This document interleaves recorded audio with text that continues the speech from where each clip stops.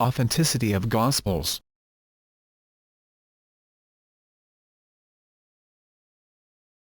The Gospel of Mark, our earliest of the four Gospels and the most reliable source on Jesus' life. When I was a Bible-believing evangelical Christian, attending Moody Bible Institute, before I began my serious scholarship on the New Testament, before I began to read it in Greek, and before I saw what serious scholars of the world had to say about it, I was absolutely convinced that the Gospels not only contained eyewitness tradition, but that they were written by two eyewitnesses, Matthew and John, and by two people who were close companions to people who were eyewitnesses, Mark and Luke. Intense research has a way of changing your mind about things. But I don't want you to think that this is a reason for you not to use your brain. Even if you are the most hardcore, Bible-believing evangelical on the planet, you surely think that God gave you a brain. Use your brain. Craig and I will agree on this. God gave you a brain to think with. Apply reason. That's why God made you a human being instead of a slug. Don't be afraid of using your intelligence to find out the truth. The truth may not be what you were taught, but if it's true, you should believe it, not run from it. As I studied more and more using my intelligence as an evangelical, but also praying about it, I became convinced that the New Testament Gospels were not written by eyewitnesses or by people who knew eyewitnesses. The first point to make is the rather obvious one that the Gospels don't claim to be written by eyewitnesses. They are all anonymous. The titles in your Gospels, the Gospel according to Matthew and so forth, were added by later editors. They were not put there by the original authors. Second point, none of the Gospels claims to be written by the person whose name it bears. They don't claim to be written by eyewitnesses, and they don't claim to be written by people named Matthew, Mark, Luke, and John. Those are later traditions that were added to the Gospels. These traditions do not start appearing for about 100 years. There are a number of reasons why Peter might be the primary eyewitness for Mark. The most important is probably the testimony of Papias, a bishop, who wrote in the beginning of the 2nd century AD that Mark was Peter's secretary, who wrote down all the things that Peter used to say. Now there's more to this statement, and there's more to the dating. The statement actually says that Mark wrote down everything Peter said accurately. And some people date this statement not in the early part of the 2nd century, but the late part of the 1st century.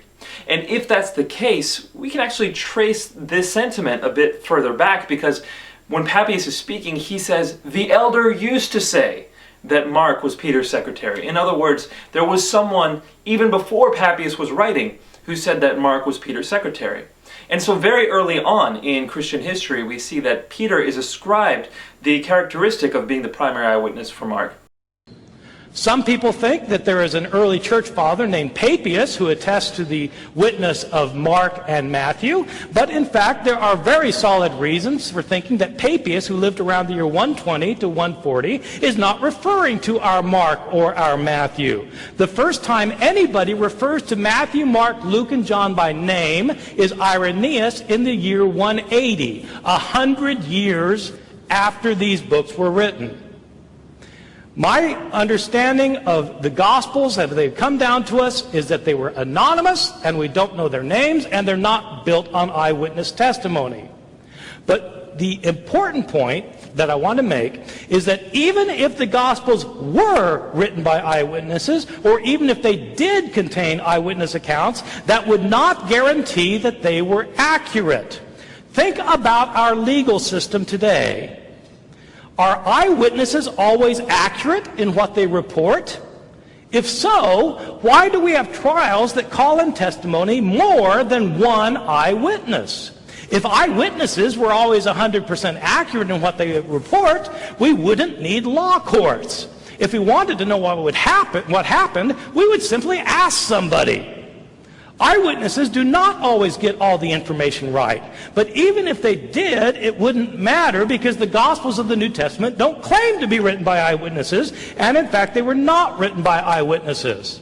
The Gospel writers were living 40 to 50 to 60 years after Jesus died. They wrote the Gospels in Greek. Jesus' language was Aramaic. These Gospel writers were living in a different country.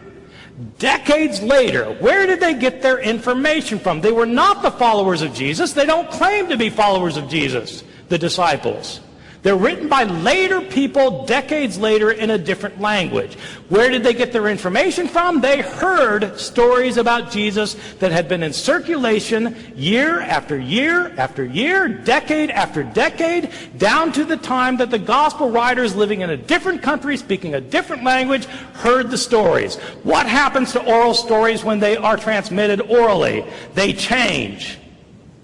The gospel writers have discrepancies among themselves because the stories that were told and retold were changed over time, and the gospel writers themselves sometimes changed the stories. That's why there are discrepancies. That's why scholars might be able to tell you generally what Jesus was about. They can list 8 things that Jesus did, but they can't tell you the details and agree. Why can't scholars agree? Because there are so many discrepancies that the Gospels are not reliable. Like, share, and subscribe to create awareness.